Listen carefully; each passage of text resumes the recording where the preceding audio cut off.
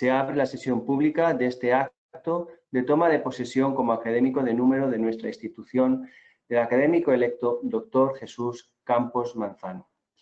A continuación, el académico secretario, profesor Javier Martínez Moguerza, dará lectura del acuerdo de la Junta General de la Academia Joven de España, en virtud del cual se acordó la incorporación del doctor Jesús Campos Manzano. En sesión extraordinaria celebrada el día 28 de mayo de 2020, la Junta General de la Academia Joven de España acordó elegir y proclamar a don Jesús Campos Manzano académico de número electo para el periodo improrrogable de 5 años, una vez cumplan los requisitos formales establecidos en el reglamento del régimen interior de la Academia.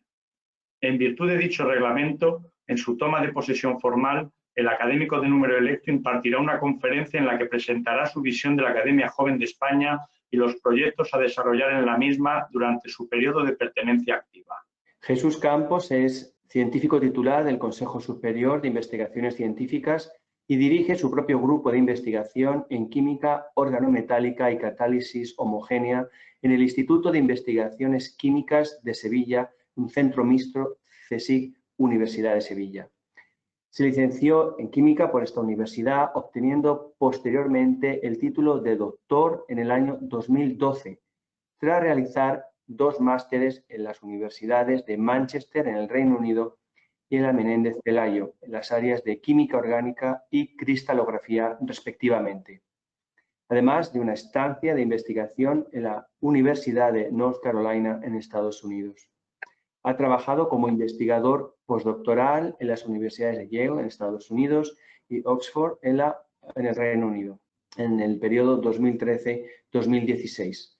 Se reincorporó a la Universidad de Sevilla como Talentia Postdoc y poco después como Marie Curie, consiguiendo su plaza como científico titular en el año 2018.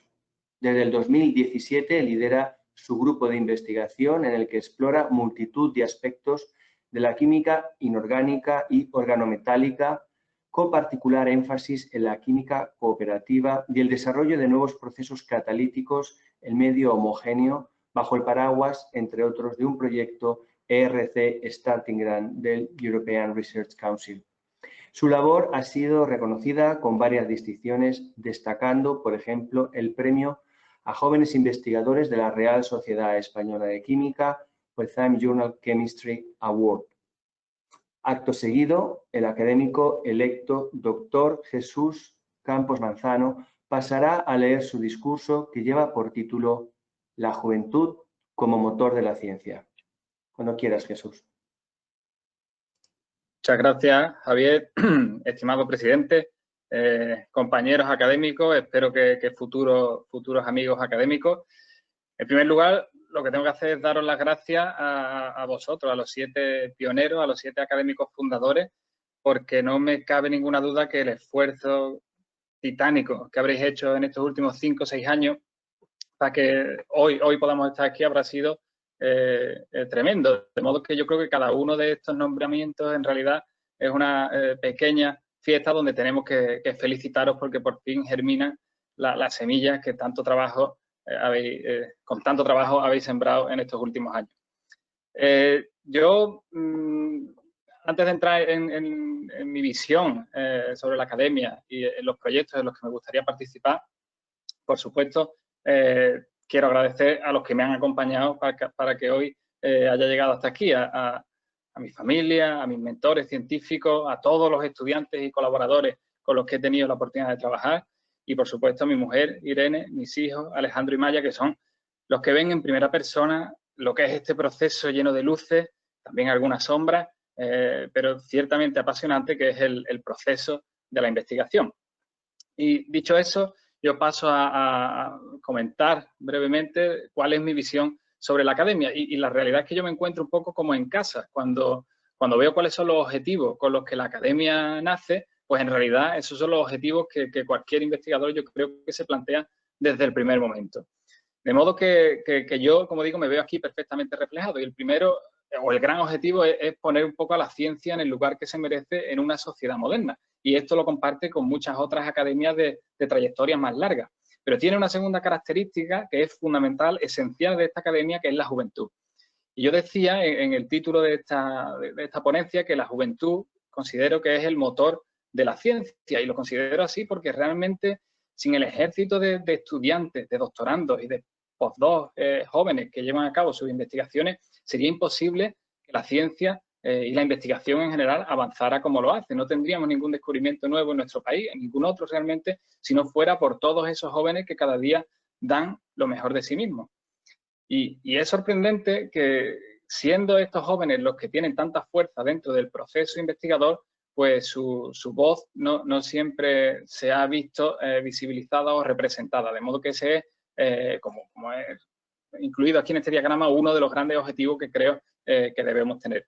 Y yo en esta juventud voy a introducir desde los niños hasta los estudiantes de institutos, estudiantes de universidad y hasta los académicos más veteranos de esta academia joven. Y es que a todos ellos, a todos nosotros, nos ha tocado vivir una época un tanto peculiar, una época en la que no hemos terminado de salir de una crisis económica con pocos precedentes en la historia moderna para meternos de lleno en otra crisis que, bueno, cuyas consecuencias a medio plazo todavía son bastante inciertas, de modo que estos jóvenes necesitan más que nunca de modelos, de oportunidades, de optimismo y de tener esa visibilidad y esa representación que yo creo que desde la academia le podríamos dar o realmente que estamos obligados a darle.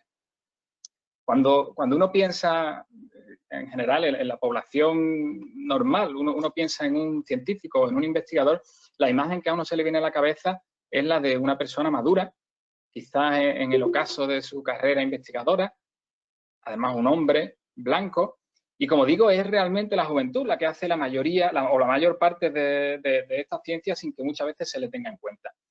Y esto que digo me permite hablar de este segundo objetivo que desde mi punto de vista, en este segundo objetivo en el que tenemos que contribuir de manera muy fuerte, que es la igualdad. Digo que la visión de ese investigador es la de un hombre blanco. Y hemos visto ya este tipo de gráficos de tijera en otras presentaciones anteriores. En este caso es sobre la evolución de la carrera investigadora en el Consejo Superior de Investigaciones Científicas, el CSIC, al que yo pertenezco, y en él vemos cómo existe paridad entre hombres y mujeres al principio de la carrera investigadora, en la fase predoctoral, pero esto se va diluyendo en las etapas postdoctorales y queda completamente destruida al final de la carrera en las etapas o en la posición de profesor de investigación, que queda en un exiguo 26% en el caso de mujeres, de profesoras de investigación, que son las equivalentes a catedráticas de universidad. Pero este tipo de gráfico no es exclusivo del Consejo, ni mucho menos. Esto se puede extender al conjunto de todas o de prácticamente la totalidad de las universidades españolas. De modo que si además vemos los tiempos de estas gráficas, parece que entre 2008 y 2018 el tiempo no arregla el problema por sí solo. Luego, hacen falta de verdad políticas activas de igualdad y ahí nosotros debemos contribuir de muchas maneras, porque hay muchas cosas que podemos hacer, pero una de ellas que es tan sencilla para nosotros, que muchos participamos en muchas tareas de divulgación. Tenemos muchos modelos de grandes mujeres investigadoras. Una de nuestras grandes investigadoras, Margarita Salas, que tengo aquí en la diapositiva, o incluso ahora en grandes plataformas estrenamos películas como de Marie Curie. Nosotros tenemos que aprovechar estos modelos porque las niñas y las estudiantes de institutos e incluso la universidad necesitan de estos modelos de grandes mujeres investigadoras para ellas también darse cuenta de que evidentemente tienen que llegar a la misma carrera investigadora a la que ahora mismo solo llegan, o en mayor medida llegan lamentablemente solo los hombres. Y también tenemos que aprender de otros países donde otras minorías también se incluyen en el proceso investigador, no solo para beneficiarse del desarrollo investigador, sino de manera activa para generar conocimiento. Nosotros también estamos muy atrás en la inclusión de esas minorías y yo creo que ahí, como Academia Joven, también tenemos que jugar un papel importante. Bien, decía que esta dupla virtuosa de ciencia y juventud es fundamental y es el sello distintivo de esta academia. Y yo creo que también tenemos que usarlo para que sea una entidad, esta Academia Joven, que sea vista como un sello de calidad. Cuando nosotros elaboremos informes especializados sobre temas de interés para la sociedad, ya sea a partir de los académicos o ya sea a partir de la gran red de contactos que entre todos vamos a incorporar a la academia, este sello de la academia debe servir como un sello de credibilidad y de calidad, como digo. Debemos además posicionarnos en temas de importancia para la población y dar una opinión contrastada, basada en el razonamiento científico, basada en todo el conocimiento que hemos ido acumulando y en la experiencia que tenemos, para que seamos una especie de lucero en esta cantidad de información tan grande a la que hoy todos tienen acceso y que en muchos casos pues no es de la mejor calidad. De modo que si somos capaces de posicionarnos, de elaborar estos informes, de convertirnos en un sello de calidad, yo creo que vamos a tener una posición privilegiada a la hora de influenciar en la toma de decisiones a nivel político, que nos hará ser también, como incluye aquí, una herramienta para poner en valor la ciencia y la investigación en España. Y cuando digo la ciencia y la investigación, evidentemente me estoy refiriendo a todas las áreas de conocimiento. Entre muchas de las reivindicaciones que los científicos llevamos años pidiendo, está, por ejemplo, esta ley de ciencia independiente de vaivenes políticos, de cambios de gobierno, con presupuestos estables y duraderos. Si nuestra academia se convierte en una entidad fuerte, con capacidad de presión, pues podremos remar junto a otras organizaciones, fundaciones y entidades que llevan trabajando por este tipo de objetivos pues mucho tiempo.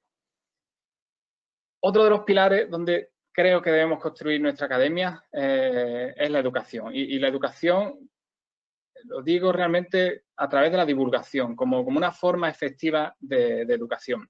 Nosotros, los que investigamos en España, sabemos que los presupuestos de investigación y desarrollo en nuestro país pues distan mucho de ser los presupuestos de un país que realmente apuesta por la investigación y la ciencia. Y yo creo que si de verdad queremos influir en esta clase política para que cambie el modelo de financiación, entre otras cosas, lo primero es convencer a la población en general. Y aquí hay muchos informes como estos, creo que ya hemos visto varios, pero en este del CECID vemos que solo en torno al 16% de la población española considera de manera genuina, cuando se le pregunta a la ciencia y la tecnología, como un tema de interés. Y yo creo que esto está directamente relacionado con este otro hecho, que es que prácticamente el 80% de la población pues, no considera que sea necesario aumentar el ya pequeño presupuesto en ciencia y tecnología.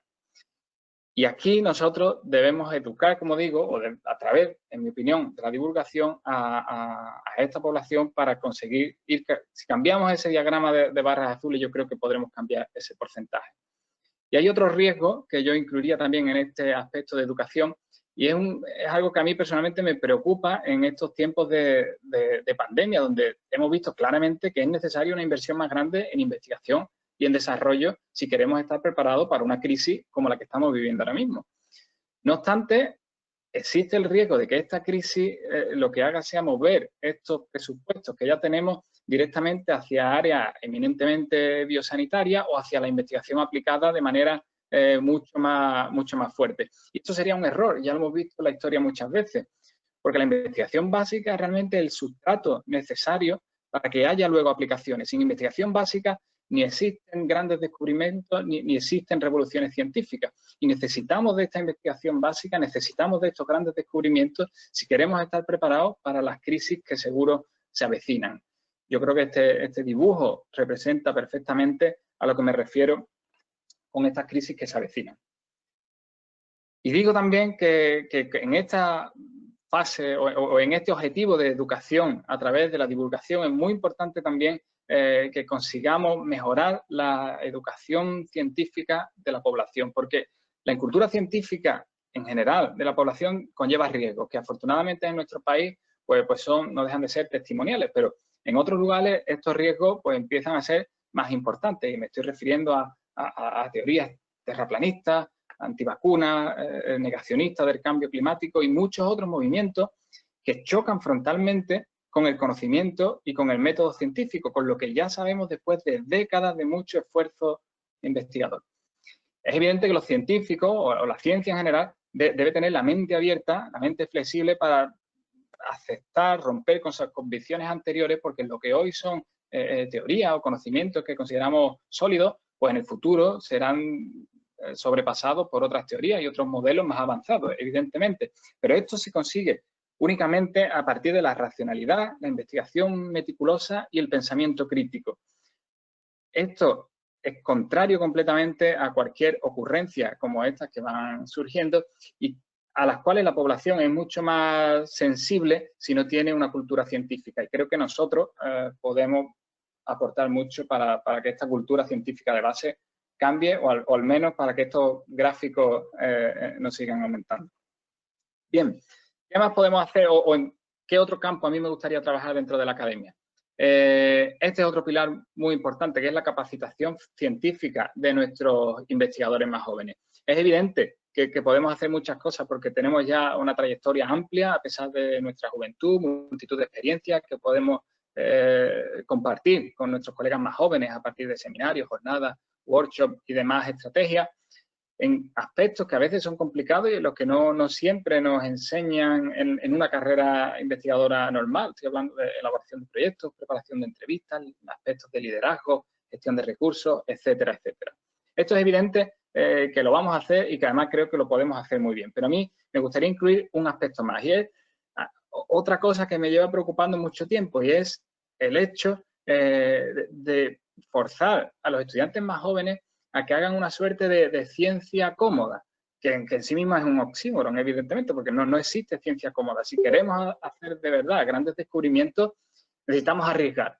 Pero ¿cómo podemos pedirle a nuestros jóvenes investigadores que arriesguen si al mismo tiempo le estamos pidiendo que sean extremadamente productivos? Cuando el progreso científico no es más que una consecución de muchos fracasos que a veces pues, está salpicada de pequeños éxitos. Si queremos grandes descubrimientos, necesitamos investigadores que arriesguen, pero no pueden arriesgar si las agencias de evaluación al mismo tiempo pues, le están pidiendo grandes productividad en términos numéricos. Yo creo que como jóvenes investigadores, como jóvenes académicos, debemos influir en estas agencias de evaluación para que se evalúen otros aspectos que yo considero mucho más importantes a la hora de evaluar una carrera investigadora incipiente o en las primeras fases de desarrollo. Bien, voy a ir terminando ya y me gustaría juntar estos pilares de capacitación científica y educación y para hacerlo uso las palabras de uno de nuestros científicos más eminentes, de Santiago Ramón y Cajal, que en este discurso extraordinario, las reglas y consejos sobre investigación científica, que es más conocido como los tónicos de la voluntad, tiene más de 100 años, pero sigue estando vigente en gran cantidad de aspectos. Y Santiago nos decía que muchas veces los jóvenes investigadores, y hablo de jóvenes, de estudiantes de instituto, por ejemplo, no entran en esta carrera investigadora porque realmente no se les ha motivado en el momento en el que había que motivarles. De modo que esta capacitación no solo la tenemos que hacer con los que ya son investigadores, sino mucho antes con los que podrían ser investigadores y seguro que serían investigadores fantásticos y que los estamos perdiendo por el camino. Y Santiago habla de muchos de estos prejuicios que tienen los jóvenes y que hacen que no se dediquen a esta carrera, no se le encienda esa llama de la pasión por la ciencia. Y uno de ellos es esto que dice de que todo lo sustancial de cada tema científico está apurado. Esto ya lo decían hace más de 100 años. Pero el propio Santiago nos decía que la naturaleza nos brinda a todos una riqueza inagotable y no tenemos motivo alguno para envidiar a los que nos precedieron. Hay infinidad de ejemplos en la naturaleza que demuestran que esto es cierto y yo he incluido aquí a la derecha en la diapositiva pues uno de ellos, el que llevó al Premio Nobel de Física en el año 2010 por el descubrimiento del grafeno. El grafeno lleva acompañándonos a los seres humanos desde que comenzamos a poblar la Tierra y está en cualquier mina de lápiz que utilizamos de manera cotidiana. Sin embargo, no fue hasta principios de este siglo que nos dimos cuenta que el grafeno estaba ahí y hoy día es uno de los materiales que se consideran como los materiales del futuro con una cantidad de aplicaciones tremenda. De modo que el mensaje que tenemos que llevarle a estos estudiantes más jóvenes es que todo, realmente todo, está por descubrir. Y decía también Cajal sobre la falta de confianza en nuestras propias actitudes. Es otro de los problemas que tienen los estudiantes más jóvenes, desde el instituto a la universidad, que muchas veces piensan si serán capaces de dedicarse a algo tan complejo como una carrera científica. Y el problema es todavía mayor si hablamos de las niñas, como estaba diciendo antes. Y decía Cajal, todo hombre puede ser, si se lo propone, escultor de su propio cerebro, y que aun en el peor dotado es susceptible al modo de las tierras pobres, pero bien cultivadas y abonadas, de rendir copiosa mies. Y decía de sí mismo que él no brilló ni poco ni mucho en las aulas, donde figuró constantemente entre los medianos o a lo más entre los regulares. Si Cajal, que es uno de los padres de la neurociencia, decía que era de los regulares, ¿Qué no pueden hacer nuestros estudiantes más jóvenes en un instituto, en un colegio o en una universidad? Y yo creo que esa es nuestra obligación, llevar ese mensaje a todos esos estudiantes y que todos esos científicos del futuro pues no se nos escapen. Y cuando digo esto, lo digo no solo en las ciudades, no solo en los grandes centros de estudio, sino también, como ya se mencionó en alguna ocasión, en esa España vaciada, porque seguro que de ahí también salen o deberían salir grandes científicos. Yo con esto termino, simplemente dejo esta diapositiva para enfatizar que yo creo, o desde mi punto de vista, estos son los 5 grandes pilares desde donde yo construiría nuestra academia joven. Yo creo que todos ellos se retroalimentan: la igualdad, la visibilidad y la representación que le tenemos que dar a los jóvenes, la divulgación como forma de educación efectiva, la capacitación, de manera que todo ello retroalimentándose nos va a permitir tener una academia que sea de verdad un emblema, que sea reconocido y que nos permita introducirnos de verdad, dar cambios efectivos dentro de la sociedad. Yo creo que con eso termino y, bueno, muchas gracias. Muchas gracias, Jesús. Y con este breve acto, del que levantará acta el académico secretario de la Academia Joven de España, queda formalizada la toma de posesión como académico de número del doctor Jesús Campos Manzano. Se levanta la sesión. Enhorabuena, Jesús. Gracias.